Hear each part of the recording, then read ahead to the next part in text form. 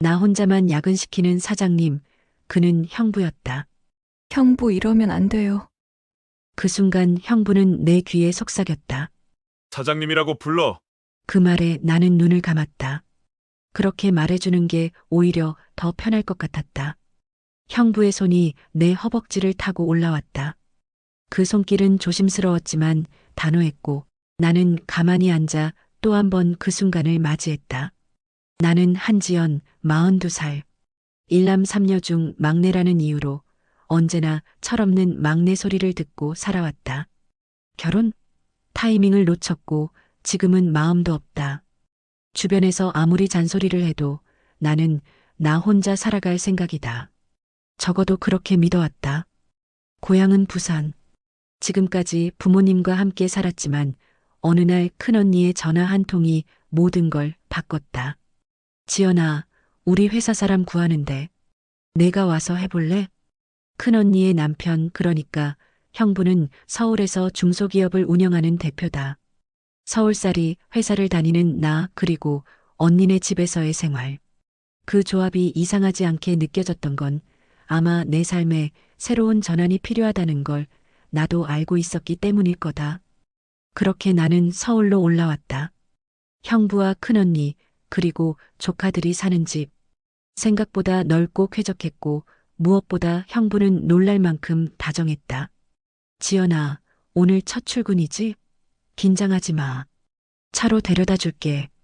형부의 그 말 한마디가 낯선 도시에서의 두려움을 덜어주었다. 매일 아침 형부와 함께 출근하고 저녁엔 같이 퇴근했다. 누가 보면 부부라고 해도 믿을 만큼 자연스러웠다. 회사에 들어오자마자 월급은 동기들보다 높았고 직급도 바로 대리. 처제라는 이유 하나만으로 많은 것이 보장됐다. 나는 다짐했다.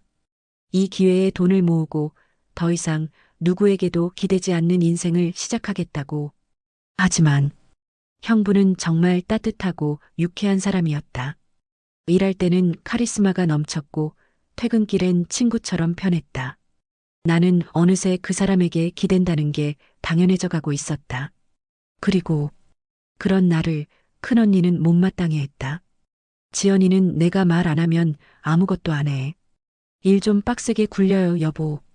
형부는 그런 언니를 웃으며 다독였다. 아니야. 지연이는 잘하고 있어. 아직 자리 잡으려면 시간이 필요하지. 그때는 몰랐다. 그 다정함이, 그 미소가 단순한 형부의 범주를 넘어서기 시작했다는 걸. 서울에 올라온 지 어느덧 한 달이 지났다. 처음엔 낯설고 불안했지만 형부 덕분에 생각보다 빠르게 적응할 수 있었다. 매일 아침 형부의 고급 SUV가 조용히 집 앞을 나섰다. 나는 조수석에 앉아 회사까지의 거리를 바라보며 커피를 마셨다. 형부는 늘 유쾌했고 가벼운 농담으로 내 긴장을 풀어주었다. 지연아, 오늘도 예쁘네. 출근길에 봄꽃 하나 앉아 있는 줄. 그 말에 웃어 보였지만 속으로는 조용히 심장이 쿵 내려앉았다. 물론 형부는 말이 좀 많은 사람이다. 원래 다정한 성격이라고 나도 그렇게 생각하려 애썼다. 형부와 함께 있는 시간이 늘어날수록 나는 점점 그 사람에게 편안함을 느끼기 시작했다. 그가 사무실에 들어오면 공기가 달라졌고 회의 중에 눈이 마주치기라도 하면 묘하게 따뜻한 기분이 들었다. 그럴 때면 스스로에게 물었다. 내가 왜 이러지? 형부잖아. 내 언니의 남편이잖아. 하지만 또 다른 마음은 속삭였다. 그건 단지 명칭일 뿐이야. 그는 나를 정말 잘 챙겨주는 사람이잖아. 한 번은 퇴근길에 비가 쏟아졌다. 형부는 차 안에서 내 머리 위로 자신의 자켓을 씌워주며 말했다. 젖으면 감기 걸려. 감기 걸리면 나 야근 혼자 해야 하잖아. 그 말을 듣는 순간 이상하게 가슴이 뭉클했다. 사소한 배려인데 왜 이렇게 따뜻하게 느껴지는 걸까? 나는 웃으며 고개를 끄덕였다. 형부 고마워요. 그가 운전대를 잡은 손으로 내 머리를 한번 쓰다듬었을 때 나는 그제야 스스로에게 솔직해졌다. 형부가 좋다. 그게 단순한 고마움인지 아니면 다른 감정인지는 아직 나도 잘 모르겠다. 그날은 금요일이었다. 직원들 대부분이 칼퇴를 하고 사무실을 나설 준비를 하고 있었다. 나도 노트북을 덮으려던 참이었다. 그때 형부가 조용히 내 책상 앞에 다가왔다. 지연아, 오늘 시간 괜찮으면 조금만 더 일 도와줄 수 있을까? 나는 고개를 끄덕였다. 사실 퇴근한다고 해도 형부와 함께 집으로 가야 하니 기다리는 김에 일하는 것도 괜찮았다. 형부는 나를 데리고 회의실 옆 작은 공간으로 들어갔다. 거긴 늘 비워진 공간이었고 간단한 정리나 문서 작성 같은 일을 자주 시키곤 했다. 이거 정리만 해두면 돼. 나는 옆 사무실에 있으니까 필요한 거 있으면 불러. 그렇게 나는 혼자 조용한 공간에서 일을 시작했다. 시간은 흘렀고 어느새 창밖은 어두워졌다. 조명이 켜진 사무실 안, 사람의 기척이 없는 그 정적이 묘하게 나를 긴장하게 했다. 그리고 문득 형부가 내 뒤로 다가왔다. 커피 한 잔을 들고 익숙한 말투로 말했다. 지쳤지? 조금 쉬어. 나는 고개를 돌렸고 형부는 내 의자 뒤에 앉아있던 내 어깨를 톡톡 두드렸다. 그 손길이 처음엔 가볍게 느껴졌다. 하지만 그날 이후 이상하게 형부는 자꾸만 나와 단둘이 남으려 했다. 야근은 늘 나 혼자만. 딱히 거절할 명분도 없었다. 처제니까 같이 퇴근하니까 월급도 많이 받으니까. 오히려 직원들조차 아무 말이 없었다. 다들 알고 있었다. 사장님과 처제니까 특별 대우겠지라고. 그리고 나 역시 어느 순간부터 형부의 그 배려가, 그 미소가 혼자만의 상상이 아니기를 바라고 있었다. 하지만 그날 밤 형부가 내 등 뒤에 다시 다가왔을 때 그 손길은 평소보다 더 오래, 더 천천히 내 어깨 위를 머물렀다. 그 순간 나는 확신했다. 뭔가가 변하고 있다. 그게 나인지 그 사람인지 아니면 우리 둘 다인지는 모르겠지만 이제 되돌아가기엔 늦었을지도 모른다는 예감만이 가슴속에서 조용히 고개를 들고 있었다. 요즘 형부는 자주 내 자리로 왔다. 대부분은 일 얘기였지만 그의 말투는 부드러웠고 손짓은 무심한 듯 다정했다. 지연아, 여기 숫자 틀렸네. 집중 좀 해. 그러곤 내 머리 위를 가볍게 툭 쳤다. 그 손이 이마에 스치고 내 어깨 위로 자연스럽게 미끄러져 내렸다. 나는 웃어넘겼다. 형부는 원래 이런 사람이야. 하지만 이상했다. 처음엔 장난 같았던 손길이 점점 더 자주, 더 은근하게 내 몸에 머물렀다. 복사기를 옮기다 뒤에서 받쳐주던 손, 컴퓨터 화면을 함께 보겠다며 바싹 다가와. 숨결이 귀에 닿을 듯한 거리. 그럴 때면 나는 얼어붙은 사람처럼 가만히 있었다. 왜? 거부하면 어색해질까봐? 아니면 내 안에도 그 손길을 기다리는 마음이 있었던 걸까? 야근을 하면 늘 나와 형부 단둘이었다. 회의실의 불은 꺼지고 컴퓨터 모니터 불빛만이 책상 위를 밝혔던 밤들. 그날도 그랬다. 형부는 내 맞은편 자리에 앉아 커피를 마시며 나를 가만히 바라보고 있었다. 지연아, 넌 참 웃을 때 이쁘다. 나는 손에 쥔 펜을 멈췄다. 순간 눈을 마주쳤고 그 시선은 이전과는 달랐다. 형부답지 않게 너무 조용했고 너무 깊었다. 장난치지 마요. 왜 그러세요? 웃으며 말했지만 내 목소리는 떨리고 있었다. 그는 잠시 침묵하다가 다시 평소처럼 웃었다. 장난이지. 우리 지연이 놀라는 모습이 너무 귀여워서. 그날 밤 나는 혼자 집에 돌아오고 싶었다. 하지만 어김없이 형부는 운전대를 잡고 있었고 나는 조수석에 앉아 아무 말도 하지 못했다. 차 안의 침묵 속에서 내 손등에 닿은 형부의 손가락이 느린 호흡처럼 천천히 움직였다. 그건 장난이었을까? 아니면 더 이상 돌이킬 수 없는 신호였을까? 나는 알 수 없었다. 그리고 더욱 두려웠다. 그 손길이 싫지 않았다는 사실이 무엇보다. 그날 이후 야근은 내 일상이 되었다. 퇴근 무렵이면 형부는 조용히 내 자리로 와 말했다. 지연아, 오늘은 이것까지만 정리해 줄 수 있어?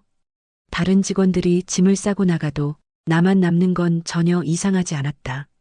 형부와 나는 가족이니까. 언니가 다니라고 권한 회사니까. 출퇴근도 함께 하니까. 누가 봐도 자연스러운 일이었다. 아무도 의심하지 않았다. 심지어 언니조차. 쟤는 월급도 많이 받아가는데 일 빡세게 시켜 여보가 잘 굴려봐요. 언니의 그 말은 농담처럼 들렸지만 그 안에는 무심한 믿음이 있었다. 우리 남편은 그럴 사람이 아니다.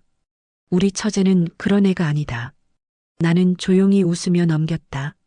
하지만 내 속에서는 자꾸만 이상한 감정들이 피어오르고 있었다. 어느 날엔 형부가 회의 도중 내 옆에 앉았다. 화면을 가리키던 손이 내 손등에 자연스럽게 닿았고 나는 순간 몸을 굳혔다. 그런데 그 누구도 신경 쓰지 않았다. 가족이니까. 또 어느 날은 퇴근길에 형부가 내 머리에 손을 얹으며 말했다. 지연이는 진짜 착하다. 누가 널 데려가려나 몰라. 그 말이 묘하게 나를 간지럽혔다. 하지만 동시에 무섭게 만들었다. 이렇게 계속 가도 괜찮을까? 어디까지가 선이고 어디부터가 넘어선 걸까? 내가 불편해하는 내색을 하지 않으니까 형부는 그걸 허락이라 생각했을지도 모른다. 아니, 어쩌면 그 모든 상황 자체가 이미 우리 둘 다 선을 넘기 위한 시간들이었는지도 모른다. 그때는 몰랐다. 이 평온한 일상이 곧 폭풍의 전조라는 것을. 하지만 분명히 느껴졌다. 내 안에서도 형부의 눈빛에서도 무언가가 더 이상 가족이라 부를 수 없는 감정이 자라나고 있었다. 그날도 어김없이 나만 야근이었다. 직원들은 하나둘 퇴근했고 사무실의 불은 반쯤 꺼져 있었다. 노트북의 조명만이 책상 위를 환하게 밝히고 있었다. 형부는 내 옆자리 회의실에서 전화 통화를 하고 있었다. 낮고 안정적인 목소리, 무심한 듯 다정한 말투. 귀에 익숙해진 그 소리에 나는 괜히 마음이 놓이곤 했다. 서류를 정리하다가 나는 팔을 뻗어 복사기 옆 파일을 집으려 몸을 약간 틀었다. 그 순간이었다. 툭! 뒤에서 누군가가 조심스럽게 내 허리를 감싸 안았다. 나는 너무 놀라 숨을 멈췄고 몸이 순간 굳어버렸다. 뒤를 돌아보지 않아도 알 수 있었다. 형부였다. 조용한 목소리. 그는 마치 아무렇지 않은 듯 말했다. 처제, 일은 잘하고 있어? 어려운 건 없고? 나는 아무 말도 할 수 없었다. 너무 놀랐고, 너무 당황했고, 무엇보다 나를 잡은 그의 손이 절대 실수처럼 닿은 손이 아니었다. 네, 형부. 아니, 사장님. 괜찮아요. 내 목소리는 스스로도 낯설 만큼 작고 떨렸다. 그러자 형부의 손이 그 허리에서 조금씩 위로 그리고 아래로 움직이기 시작했다. 치마 끝자락을 스치고 속옷 위로 조심스레 손이 올라왔다. 나는 움직이지 못했다. 어쩌면 움직이지 않았는지도 모른다. 지연아, 이건 그냥 감정이야. 내가 이상한 거 아니야. 너도 알고 있잖아. 우리 그냥 가족만은 아니잖아. 그 말에 나는 고개를 돌렸지만 형부는 나를 정면으로 보지 않았다. 속옷을 젖힌 손, 그 아래로 들어온 손가락. 나는 그 순간 울고 싶은 마음과 함께 왜 도망치지 않았을까를 도리어 스스로에게 묻고 있었다. 강하게, 빠르게, 숨막히게. 모든 것이 순식간에 지나갔고 나는 자리에 앉은 채 넋이 나가 있었다. 형부는 그저 자연스럽게 정리하며 말했다. 퇴근할까? 지연아. 나는 아무 대답도 할 수 없었다. 그저 무겁게 고개만 끄덕이며 그와 함께 다시 조수석에 올랐다. 창밖엔 밤비가 내리고 있었고 내 손은 아직도 식지 않은 감촉에 떨리고 있었다. 그날 밤 이후 나는 말이 없어졌다. 형부는 늘 그렇듯 아무렇지 않은 얼굴로 아침 식탁에 앉아 있었고 언니는 조카의 진로 문제 얘기며 장바구니 물가 얘기로 분주했다. 모두가 아무 일도 없었던 사람들처럼 움직이고 있었다. 그리고 나도 그중 한 사람이었다. 지연아, 오늘도 야근이지? 형부 힘들게 하지 말고 일 열심히 해. 언니의 그 말에 웃으며 고개를 끄덕였지만 내 입안은 뭔가를 씹지도 않았는데 자꾸 썼다. 어제 내 몸을 덮친 형부의 손길.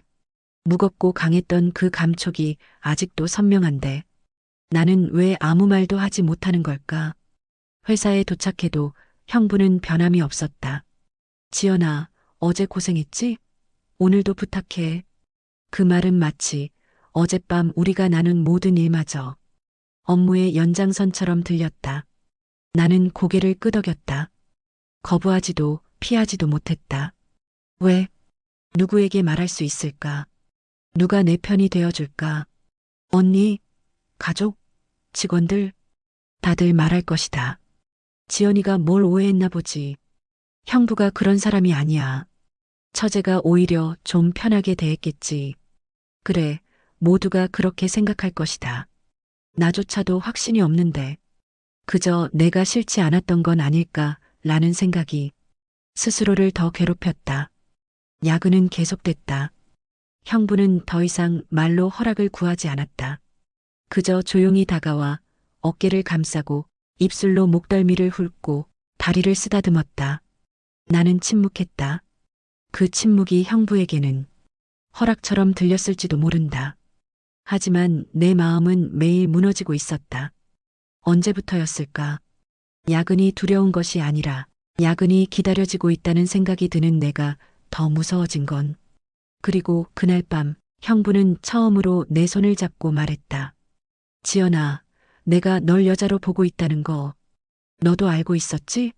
나는 대답하지 않았다. 그저 눈을 감았다. 대답이 없다는 것이 어떤 대답보다 더 큰 파문을 남긴다는 것. 그는 알고 있었을까? 오늘도 늦게 가자. 형부는 별다른 설명 없이 그렇게 말했다. 나는 고개를 끄덕였다. 무의식이었다.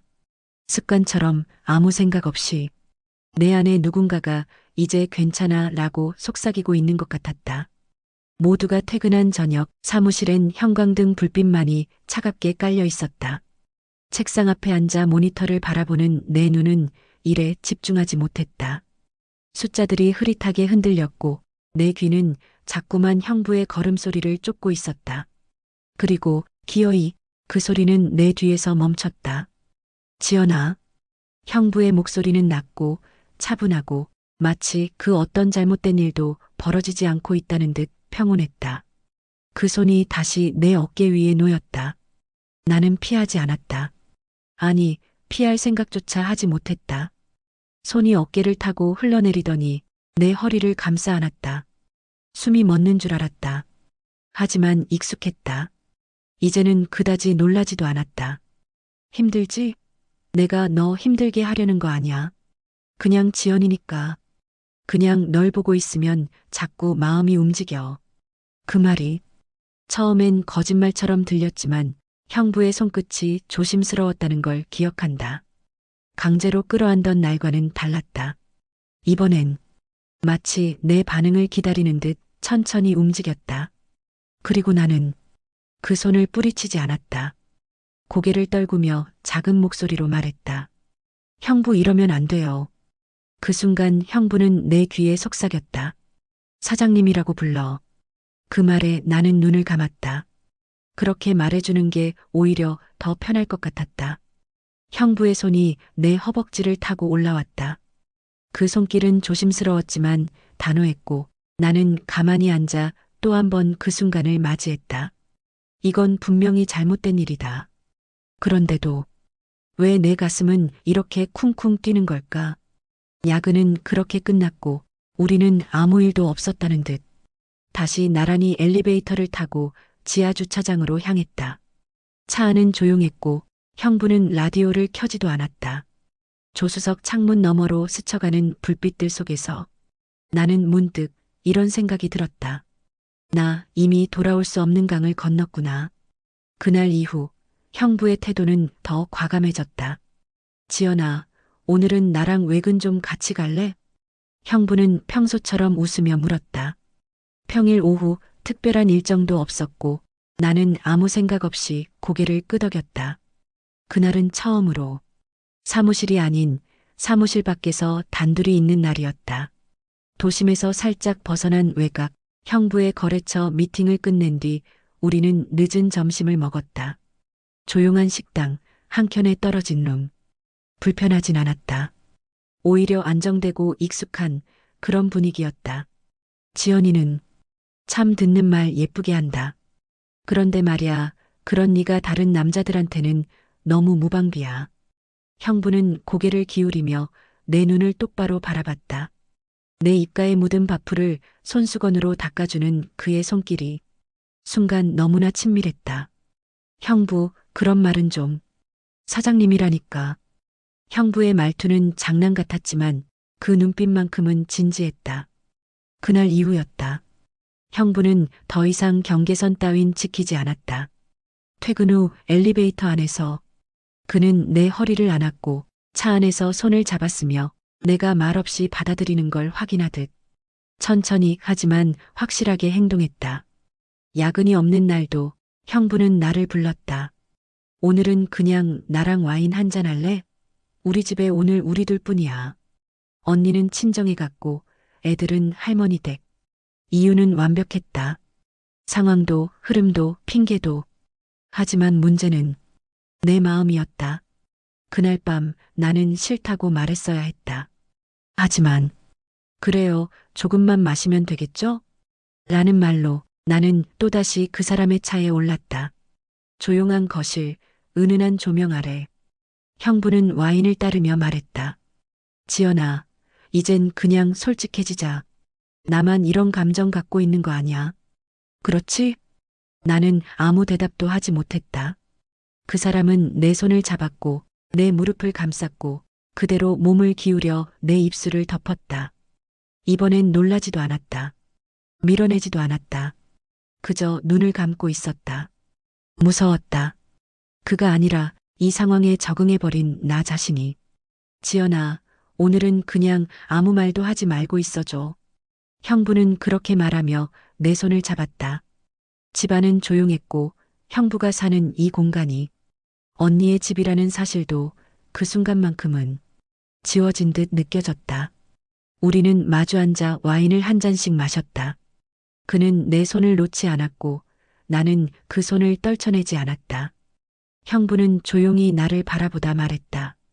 지연아, 넌 진짜 사람 마음을 이렇게 뒤흔들 수 있는 사람이구나. 그냥 존재만으로도. 그 말은 아찔하고 잔인했다. 왜냐면 나 역시 더는 스스로를 형부의 처제라고 느끼지 못하고 있었기 때문이다. 그날 밤 형부는 천천히 내 손끝을 입술에 가져갔다. 그 눈빛은 말하고 있었다. 멈출 수 없다고. 그리고 나는 눈을 감았다. 그게 내 대답이었다. 그의 입술이 내 입술을 덮고 숨결이 섞이고 어깨를 타고 내려오는 손이 치마를 스치며 허벅지를 감쌌다. 침묵 속에서 숨이 엇갈렸고 소파에 천이 스치는 소리와 작은 신음 떨리는 손끝들이 공간을 천천히 적셔갔다. 지연아, 내가 지금 무슨 짓을 하고 있는지 알아. 근데 널 안고 싶어. 오늘만은 그냥 네가 내 여자인 것처럼 느끼고 싶어. 그 말은 치명적이었다.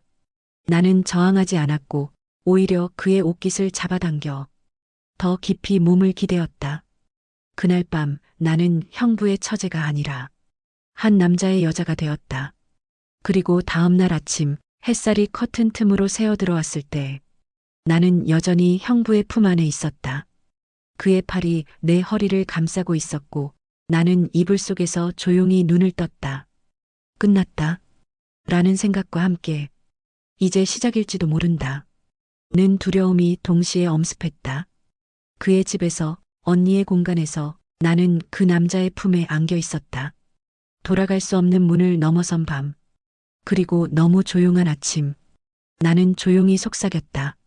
형부 아니, 이제 뭐라고 불러야 하죠? 끝내 울며 뛰쳐나온 밤, 언니의 얼굴이 떠올랐다. 그날 이후 형부와 나는 마치 약속이라도 한 듯 아무 일도 없었던 사람들처럼 행동했다.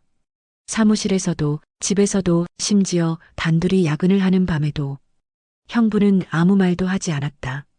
하지만 그 침묵은 무언보다 더 확실한 신호였다. 밤이면 밤마다 나는 형부의 차를 타고 어느 조용한 모텔이나 사무실의 휴게실 혹은 그 사람의 집으로 향했고 몸을 맡겼다. 사랑이었다고 말하지 않았다. 그저 이끌리는 감정. 그게 다였고 그것만으로 충분했다. 그런데 문제는 내가 아니라 언니였다. 언니는 요즘 따라 유난히 나를 의심스럽게 바라보았다. 지연아, 너 요즘 왜 이렇게 말이 없니? 형부랑 너무 붙어 다니는 거 아니야? 나는 고개를 저었다. 그저 피곤해서, 일이 많아서 그런 핑계를 댔다. 그날 밤 형부와 나는 다시 단둘이 남았다. 언제나 그랬듯 야근이라는 이름 아래. 하지만 뭔가 달랐다.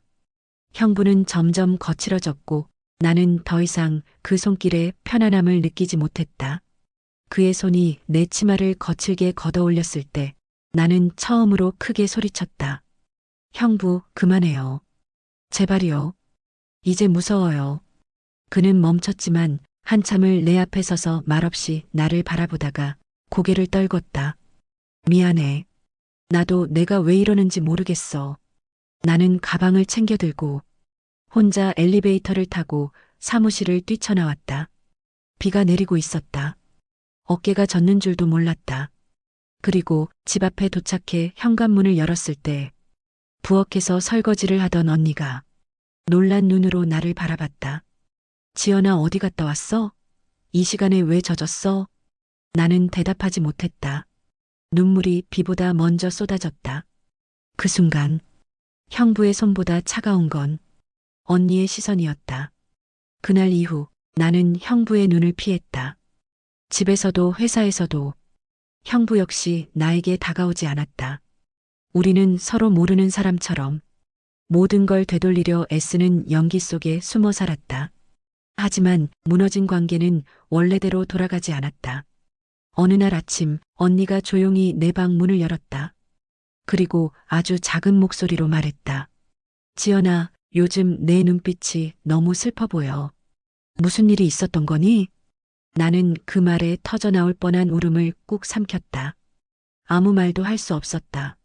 말하는 순간 모든 게 끝날 테니까. 형부는 언니에게 너무나 좋은 남편이었다. 아이들의 아빠로도 모범적이었고 회사에선 신뢰받는 리더였다. 그런 사람을 형부가 나를 건드렸어요. 라는 말 하나로 무너뜨릴 수 있을까? 아니, 과연 내가 피해자라고만 말할 수 있을까? 돌이켜보면 나는 거부하지 않았다. 피하지 않았다. 스스로도 그 감정을 받아들이고 있었다. 그 사실이 나를 가장 깊은 곳에서 부끄럽게 만들었다. 그날 밤 나는 혼자 조용히 집을 나왔다. 가방 하나 작은 서랍에 숨겨두었던 통장 하나만 들고 서울의 밤 공기는 차가웠지만 오히려 그게 다행이었다. 울지 않아도 얼굴이 빨개지지 않아도 그저 바람에 얼굴이 식었다고 말할 수 있으니까.